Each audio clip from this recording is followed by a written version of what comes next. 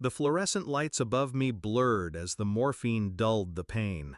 My ribs were cracked, my leg shattered. I needed surgery, and fast. The nurse's voice was tight when she said, "We need a guardian's consent."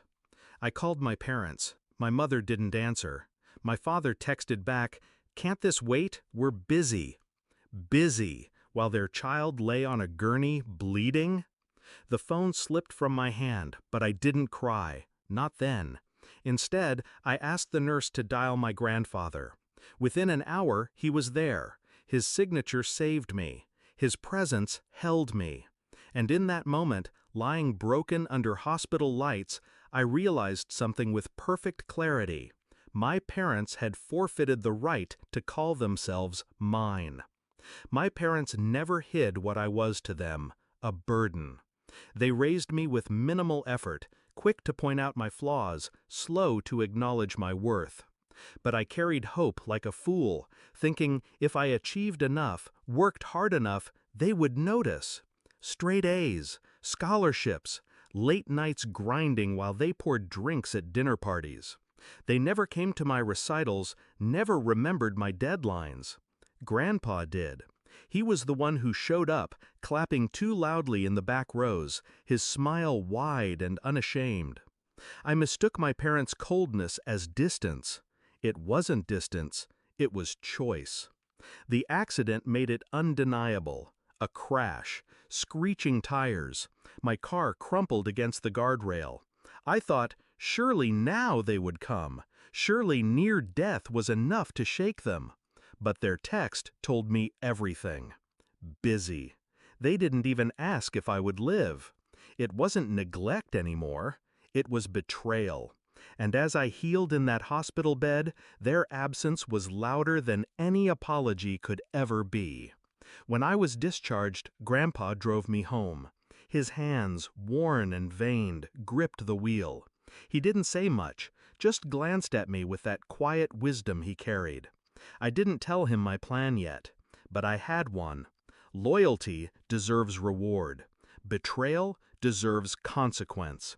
And I had leverage.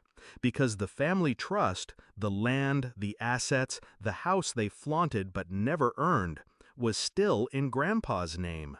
They assumed it would pass to them automatically. They assumed wrong. The first week after the hospital, I stayed silent. Let my parents think nothing had changed. Let them stay smug, planning their next trip, their next party. Meanwhile, I visited Grandpa. I told him the truth, not with tears, but with facts. The text, the silence, the absence when my life hung by a thread.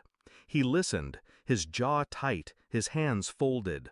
Then he asked one question. And who was there for you? I met his eyes. You. 3 weeks later, the papers were ready. His lawyer drafted them carefully. The trust amended, assets redirected, inheritance reassigned. Everything my parents assumed would be theirs was signed over. To me. I walked into their living room with the envelope in my hand. They barely looked up from their glasses of wine. My mother's first words weren't, "How are you?" but, "You're walking better, finally." I set the papers on the table between us. Read. My father frowned, unfolded them. His eyes scanned the words, then froze. My mother leaned over, her breath catching. They read again and again. Finally, my father's voice cracked. "He wouldn't—" I cut him off, calm, cold. He did. The silence that followed was delicious.